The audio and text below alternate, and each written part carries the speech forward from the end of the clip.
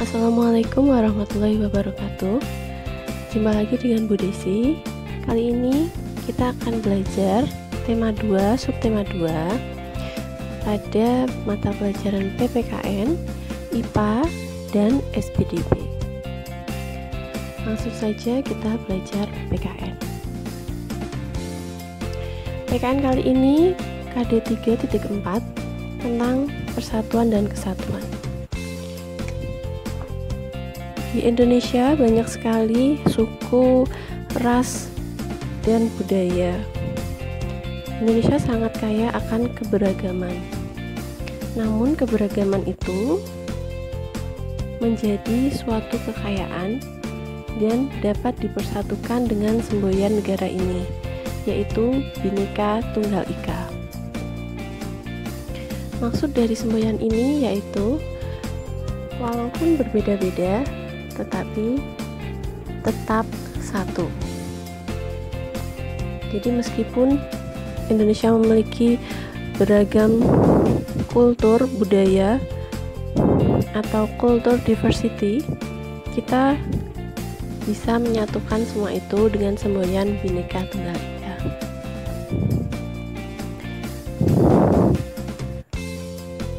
Setelah adanya persatuan dan kesatuan, maka kita akan mendapatkan berbagai manfaat.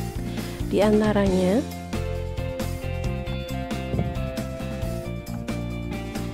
bisa mengatasi semua perbedaan yang timbul dengan penuh kesadaran.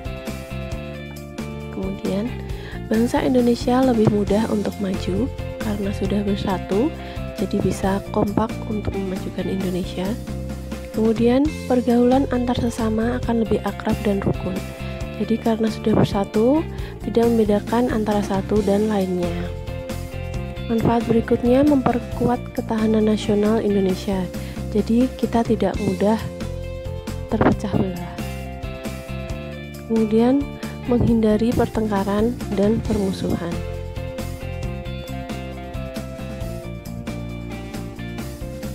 Jadi kita tahu ya pepatah, bersatu kita teguh, bercerai kita runtuh. Nah, manfaat dari persatuan dan kesatuan itu bisa kita dapatkan dengan peribahasa ini juga, bersatu kita teguh, bercerai kita runtuh. Maknanya yaitu pentingnya persatuan dan kesatuan bagi bangsa Indonesia.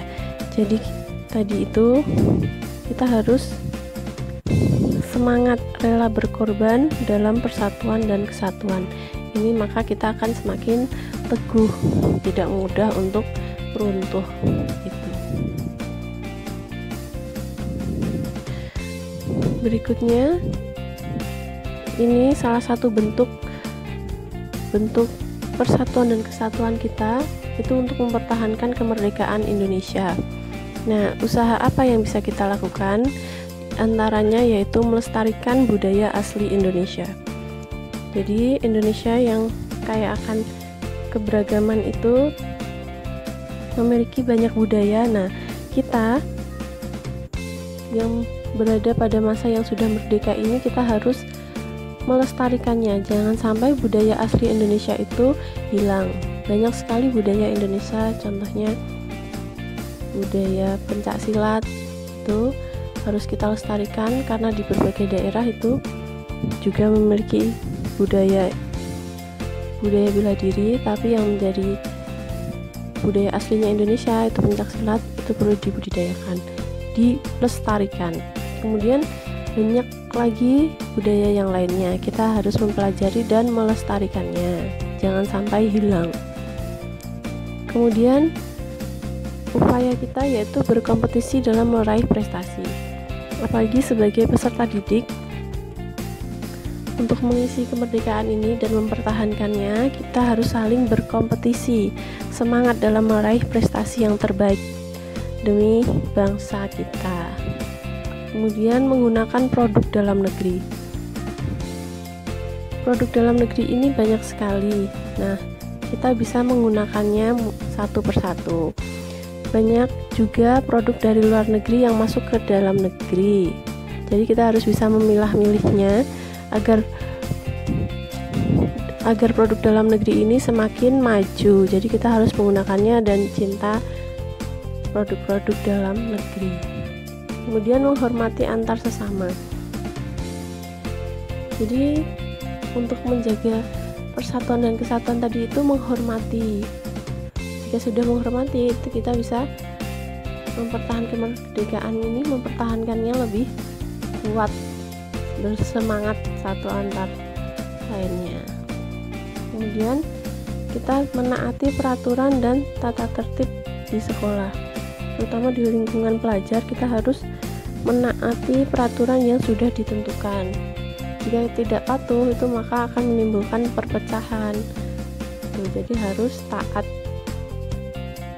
agar tetap bersatu. Kemudian usaha berikutnya, mengenalkan budaya Indonesia kepada dunia. Jika tadi kita sudah melestarikan, sudah memahami budaya asli kita, nah kita bisa mengenalkan budaya kita kepada negara lain gitu. Demikian materi PKN-nya. Kita lanjut ke materi IPA. KD 3.4 ini tentang adaptasi mempertahankan diri pada hewan. Jadi kemarin sudah dijelaskan adaptasi itu penyesuaian diri dengan lingkungannya. Nah, ini ada banyak adaptasi.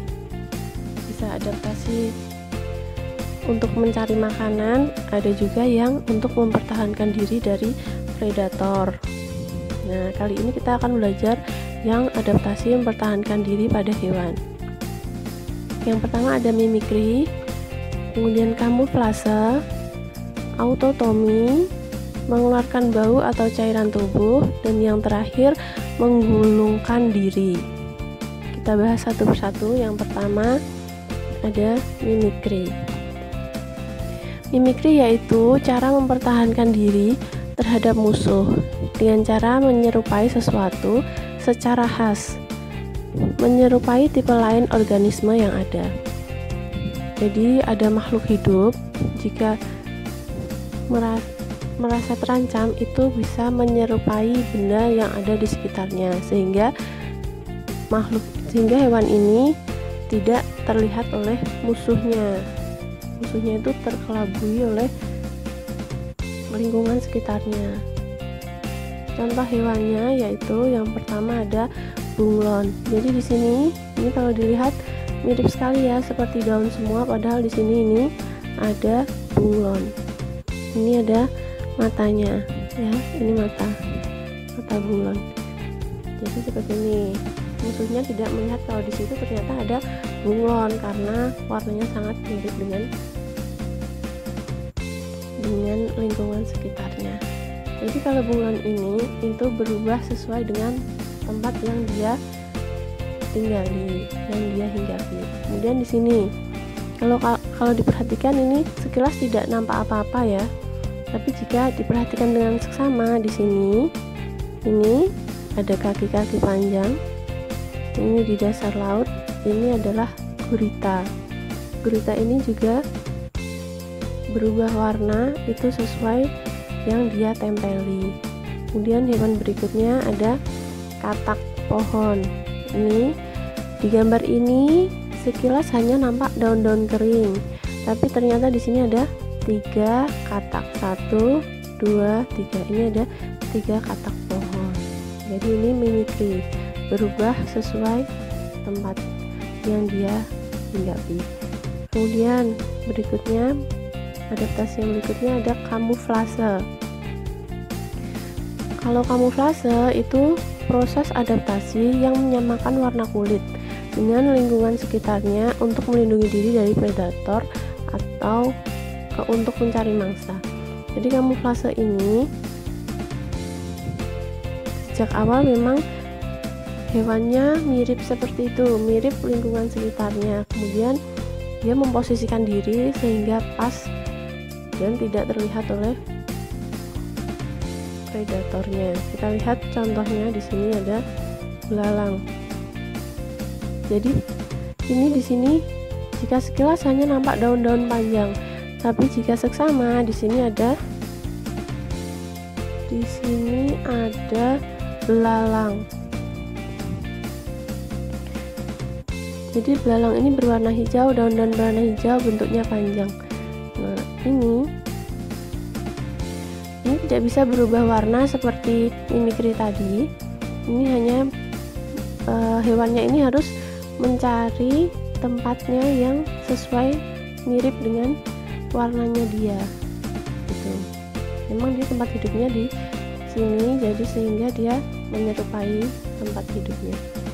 Hewan berikutnya ada, ini adalah hewan burung hantu. Nah, burung hantu ini berkamuflase, mirip sekali dengan batang pohon di sini ya, bisa dilihat ini sangat mirip. Nah, predatornya yang mau memangsa si burung hantu ini akan terkelabuhi. Nampaknya sini tidak ada hewan, tapi ternyata di sini ada burung hantu. Ini namanya kamuflase, jadi tidak berubah warna, hanya menyerupai gitu. Berikutnya, adaptasi berikutnya ada autotomi. Autotomi yaitu teknik bertahan hidup dengan cara mengorbankan salah satu bagian tubuh. Jadi ada yang dikorbankan dari tubuhnya si hewan ini. Contohnya yaitu yang pertama ada cicak. Jadi ini cicak utuh yang biasa ada di rumah. Cicak utuh itu jika merasa dirinya dalam ancaman, dia akan berlari dan memutus ekornya. Jadi ini ekornya diputus sama dia, dikorbankan sama cicaknya. Kemudian ini ekornya ini akan tetap goyang-goyang, sehingga predatornya yang akan makan cicak itu akan terpecah konsentrasinya. Jadi akan teralihkan ya konsentrasinya ke ekor yang goyang-goyang ini, sehingga cicaknya ini bisa lari ke tempat lain, jadi bebas dari predator gitu. Kemudian hewan yang lain itu ada kadal. Ini kadal ya, dia juga akan mengorbankan ekornya untuk melarikan diri gitu ya. Jadi kadalnya pergi, ini ekornya dikorbankan, diputus sama dia sendiri, kemudian dia ekornya ini goyang-goyang mengalihkan predator, kemudian kadalnya pergi. Jadi ini waktu berikutnya, waktu sejalan berjalannya waktu, ini nanti ekornya akan tumbuh lagi. Itu kalau ada predator lagi, dia akan melepaskan ekornya lagi gitu ya. Adaptasi yang berikutnya ada mengeluarkan bau atau cairan tubuh. Jadi jika merasa terancam, hewan ini akan mengeluarkan bau ya. Bau yang menyengat atau cairan yang mengacaukan konsentrasi predator untuk memangsanya. Hewan yang melakukan adaptasi ini antara lain ada sigung ini ya. Dia jika terancam akan mengeluarkan bau seperti bau yang sampai beberapa meter itu sudah tercium baunya, dan baunya ini tidak bisa langsung hilang, bisa sampai berhari-hari kalau sudah nempel di badannya, di tempat itu ya. Kalau misalnya kita mendekat saat ini sigungnya mengeluarkan bau, nah, bau ini akan menempel di baju kita bisa berhari-hari gitu. Kemudian ini contoh yang mengeluarkan cairan. Ini ada cumi-cumi. Jika merasa terancam, dia akan mengeluarkan tinta hitamnya seperti ini. Gitu ya.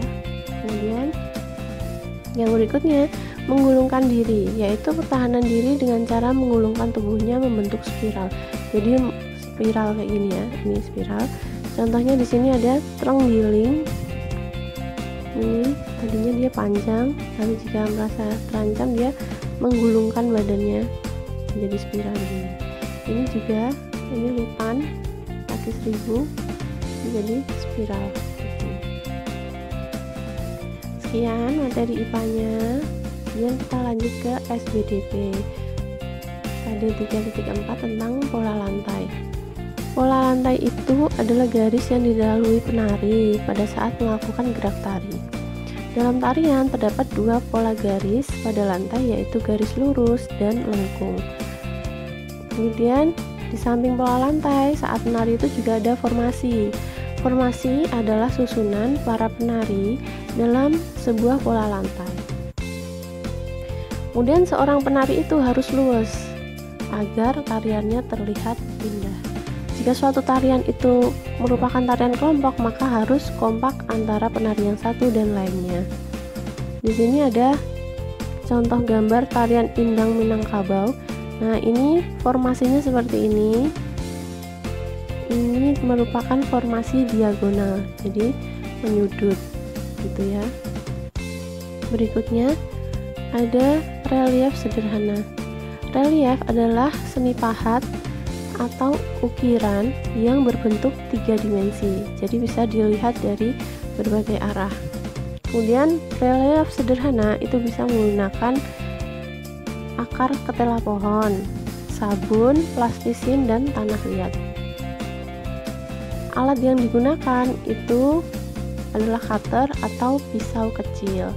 Nah, ini ada contoh relief sederhana. Ini menggunakan sabun batang, kemudian dibuat relief.